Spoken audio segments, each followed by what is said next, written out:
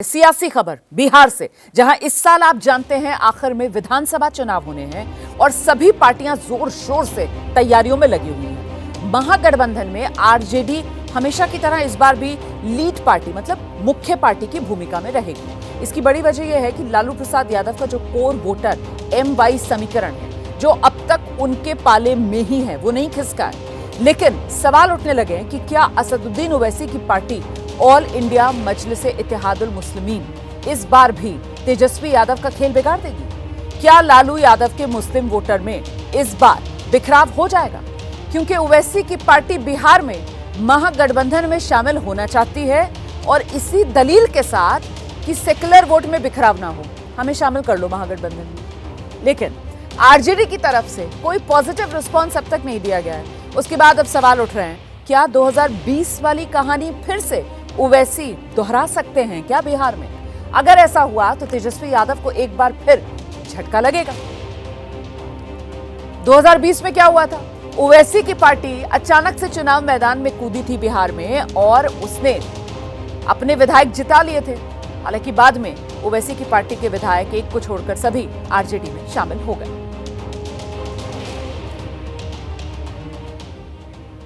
तो बिहार में जैसे जैसे चुनाव नजदीक आ रहा है, सियासी दल अपनी बिसात बिछाने में जुटे हैं। इनमें AIMIM भी शामिल है, जिसके महागठबंधन में शामिल होने के लिए लालू यादव को चिट्ठी लिख दी गई है। AIMIM के जो बिहार अध्यक्ष हैं, विधायक हैं अख्तरुल इमान, इन्होंने अपनी इस चिट्ठी में लिखा है, 2015 से बिहार की राजनीति में सक्रिय भूमिका है। अगर हम लोग साथ मिलकर लड़ेंगे तो सेकुलर वोटों का बिखराव नहीं होगा। अगली सरकार महागठबंधन की बनेगी। 2025 विधानसभा का चुनाव हमारे सामने है। AIMIM को महागठबंधन में शामिल किया जाए, लेकिन महागठबंधन से स्पष्ट जवाब नहीं आया है और ना ही कोई पॉजिटिव रिस्पांस अब तक महागठबंधन ने AIMIM को दिया है। ऐसे में अब AIMIM ने तीसरा मोर्चा बनाने के संकेत भी दे दिए। AIMIM का कहना है, महागठबंधन वाले न हाँ बोलते हैं ना बोलते हैं, चुप्पी साधे हैं। ऐसे में हम और इंतजार में नहीं बैठे रहेंगे। आने वाले दिनों में बिहार का और नुकसान न हो, इसलिए इस सांप्रदायिक सरकार को हटाना जरूरी है। उसके लिए जरूरी यह है कि सेकुलर वोटों को बिखरने से बचाया जाए। ये मेरी अपने विचारधारा के अनुरूप हमने एक प्रपोजल दिया है। ये हमारी कोई कमजोरी नहीं है, बल्कि एक विचारधारा की शक्ति हमारी है कि बिहार में आम जनों के हित में हमारी ये सोच है कि बिहार में पुनः फिर ये गंदी सरकार न आ जाए। अब आरजेडी की तरफ से तो अभी तक कोई रिस्पांस आया नहीं है और ऐसे में अब दोनों तरफ से जो बयान हैं वो जरूर सामने आ रहे हैं। मतलब बयानबाजी शुरू हो गई है और वो जंग का रूप लेती नजर आ रही है। आरजेडी ने ओवैसी की पार्टी को बीजेपी की बी टीम बता दिया है।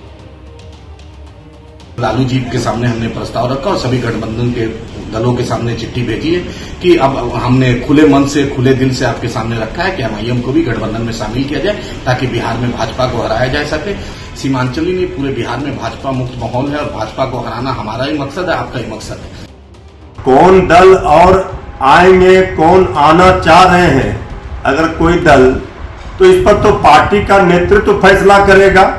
कुछ लोग वोट कटवा बन करके जो घूमते हैं, उस बार जो नुकसान पहुंचाया, इस बार जनता अब भ्रम में किसी के आने वाली नहीं है। बिहार की 14 करोड़ जनता है तैयार, बनाएगी तेजस्वी सरकार।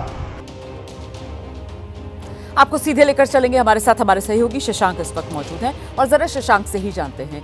शशांक, AIMIM की पेशकश और उसको लेकर अभी तक कोई स्पष्ट जवाब महागठबंधन या आरजेडी की तरफ से तो नहीं आया है, लेकिन ये जिस तरीके के बयान आ रहे हैं और वोट कटवा से शब्दों का इस्तेमाल किया जा रहा है, मतलब संकेत क्या मिल रहा है सियासी गलियारे में? महागठबंधन और खासतौर से आरजेडी क्लियर है, AIMIM को महागठबंधन में शामिल नहीं करना है। शशांक,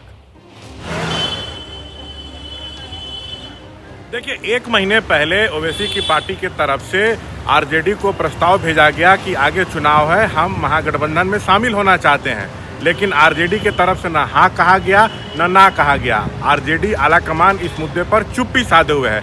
इसलिए कल बिहार एमआईएम अध्यक्ष एवं विधायक अख्तरुल इमान ने लालू को चिट्ठी लिखी है और कहा है कि हमने जो गठबंधन का प्रस्ताव भेजा था, कृपया आप उस पर जल्दी निर्णय लीजिए।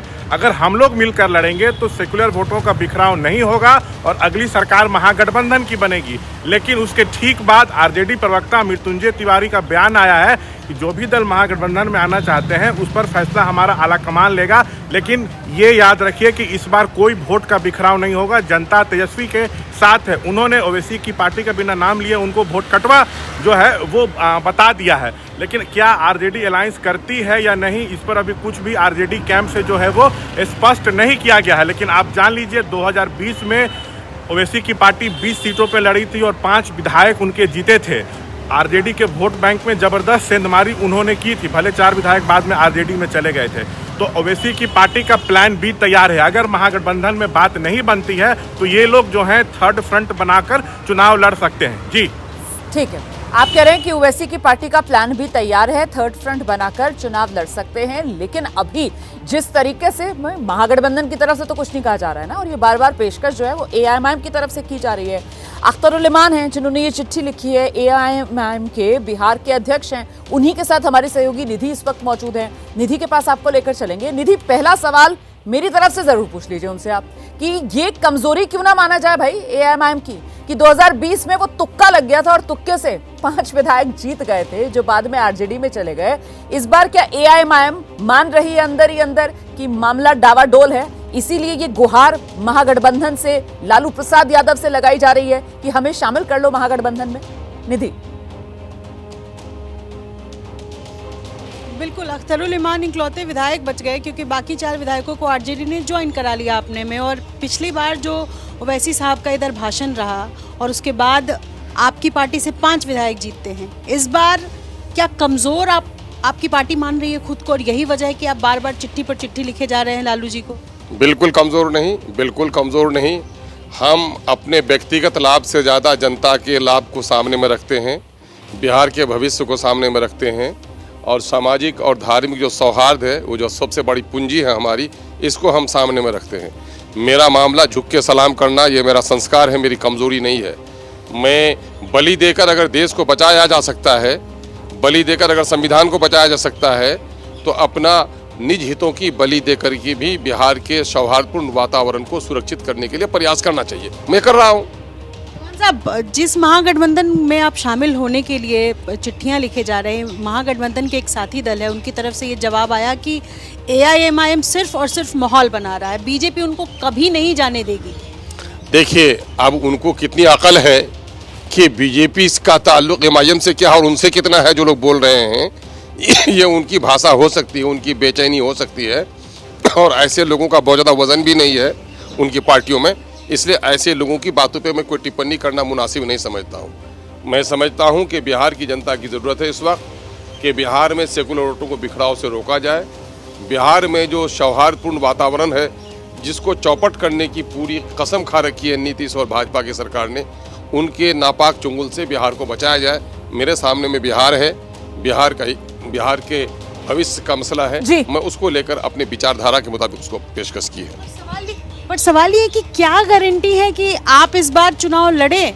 संभव है कि आपके 2-3 विधायक आ जाए और फिर वो वापस ना ले जाए, आरजेडी आपस ज्वाइन ना करा ले। आपका एक्सपीरियंस ही खराब है आरजेडी के साथ, जो महागठबंधन की मुखिया पार्टी है सबसे बड़ी। आप लोगों को याददाश्त कम है, मेमोरी बहुत कमजोर है आप लोगों की। याद दिला नहीं पता, ये बताइए कि भाजपा से भाग के कांग्रेस में, कांग्रेस से भाग के भाजपा में गए कि नहीं?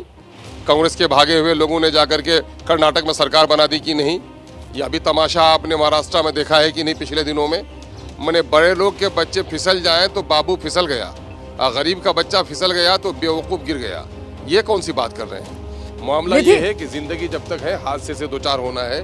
यकीनन है कि इस वक्त देश की एक बड़ी विडंबना है, विचारधारा और कैरेक्टर की राजनीति से लोग अलग हटकर अवसरवाद की राजनीति कर रहे हैं। लेकिन हादसा के डर से रोज ट्रेन के हादसा हो रहे हैं, बसों के हादसा हो रहे हैं। क्या सफर छोड़ दिया लोगों ने? जी निधि, एक सवाल अख्तरुल इमान से ये भी पूछिए कि साहब इतनी ये कोशिशें कर रहे हैं, चिट्ठियों पर चिट्ठियां लिख रहे हैं, लेकिन आरजेडी तो पॉजिटिव रिस्पांस नहीं दे रही है। इनका भी इतना सियासी अनुभव है, इन्हें क्या लगता है आरजेडी की तरफ से इन्हें पॉजिटिव रिस्पांस क्यों नहीं मिल रहा? क्या आरजेडी इन्हें कमजोर आंक रही है? आरजेडी इन पर भरोसा नहीं कर पा रही है या फिर आरजेडी ओवर कॉन्फिडेंस में है? 3 ऑप्शंस दीजिए। देखिए एक सवाल है, क्योंकि एक तो महागठबंधन में पहले से 5 पार्टियां हैं, आपने 2 चिट्ठी लिखी और आपने लिखा कि सेक्युलर वोटों का बिखराव ना हो। आरजेडी की तरफ से अभी तक कोई पॉजिटिव रिस्पांस नहीं आया। ईमान साहब, क्या वजह है इसके पीछे? क्या आरजेडी आपको कमज़ोर आंक रही है, या आरजेडी, एक तो स्पेस की बात है कि क्या स्पेस नहीं है इस वजह से भी, और तीसरा भरोसा क्या नहीं आपको कर लगता पा है रही कि है इस वक्त या आज वो की तारीख में ओवर विधानसभा कॉन्फिडेंस चुनाव है? में है? सही सवाल कि क्या आप पर भरोसा नहीं कर पा रही है या फिर आरजेडी में ओवर कॉन्फिडेंस है इस चुनाव में जीत को लेकर? मैंने कोई 24 आवर्स का टाइम नहीं दिया है। अरे जाहिर है कि हमने पिछले दिनों तक टेलीफोनिक वार्ता हमारी हुई थी, बीच में मीडिया के बंधुओं ने काफ़ी इस पर चर्चा की, लेकिन बहुत सारे लोग उनके थे ऐसे कि भाई ये मामला वाक़तन सच है या कोई नैरेटिव बनाया जा रहा है। तो हम लोगों ने इस हुज्जत तमाम के लिए लिखित दे दिया है। हम देखेंगे, 1-2 हफ्ता देखेंगे कि उनका क्या विचार हो रहा है, नहीं हो रहा है। मुझको अकेले जाने से कोई रोक सकता है क्या? मेरा थर्ड ऑप्शन, मेरा थर्ड फ्रंट बनाने की भी अपनी तैयारी चल रही है, लेकिन मैं ये समझ रहा हूँ कि बिहार में वोटों का बिखराव नहीं हो। बिहार का बड़ा नुकसान हुआ है। शराबबंदी के नाम पर शराब के जो पैसे आ रहे थे रेवेन्यू में, वो सारे पैसे आज जा रहे हैं दलालों के जरिए से सरकार को। आप देखेंगे कि पढ़ाई का मामला बिल्कुल चौपट होकर रह गया है। आप चलिए देखेंगे ठीक है, तो ये अफसरशाही का मान नंगा के नाच अपने हो रहा दावे है। और अभी भी कह रहे हैं कि 1-2 हफ्ते का वक्त दे रहे हैं, और अगर दाल नहीं गलती है या फिर बात नहीं बनती है, आम जबान में अगर कहा जाए, तो फिर तीसरा मोर्चा बनाने का भी ऑप्शन एआईएमआईएम के सामने बिहार में खुला हुआ है। इस बीच बीजेपी नेता अनिल शर्मा ने असदुद्दीन ओवैसी पर बड़ा हमला बोल दिया है। उन्होंने दावा किया कि ओवैसी आए या कोई और आ जाए, सरकार तो एनडीए की ही बनेगी।